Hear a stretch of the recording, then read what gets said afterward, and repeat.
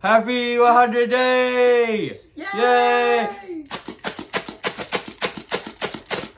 Welcome to the Bible reading plan. Thank you for joining me. Today we're in Acts chapter 11, and this is the 100th day of the Bible reading plan. We're so glad you have made it this far. 100 days, and you did it. You did that, and we're so proud of you. See? We are so happy. And today is a big turning point in Acts. And if you are going through the Unstoppable series at Robertson Chapel with us, then you know Antioch is home-based church. And from the beginning of Acts until chapter 11, all of the Christians have been Jews. Isn't that right, Maya? Yeah, that's right. All of them have been Jews. But guess what happens in chapter 10 we read yesterday? Now the Jews are no longer the only people who can have Christ. Now, God has revealed to Peter that also Gentiles can also receive Christ. So what happens from this point on, after the dispersion of the Christians, they find themselves in Antioch. And Antioch is a very, very important church because it is Paul's home base.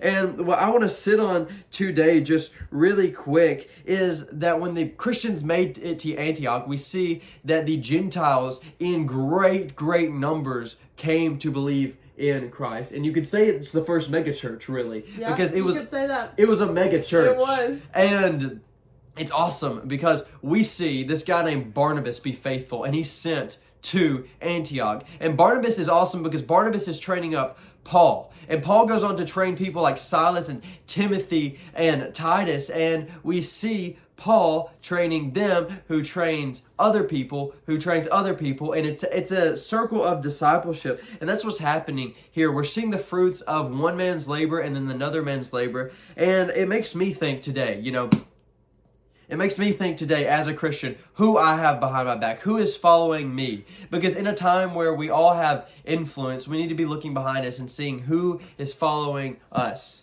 Who is following us? Who are our followers? And you as a Christian are commanded to go and to make disciples. That's our calling. That's how the gospel gets out. And I think it's awesome. It's hard to share the gospel in a bubble, right? Where all people are Christians. But God's awesome plan was to disperse Christians. So now we no longer are in a Christian country, believe it or not. Maybe there have been Christian countries where everyone was Christian at one time. You think of, 300 AD with Constantine, and where everyone was commanded to be Christians. But now it's not. You go to work with people who aren't Christians. You can share the gospel with people who do not know Jesus, and likewise, Amen. Preach Amen. it.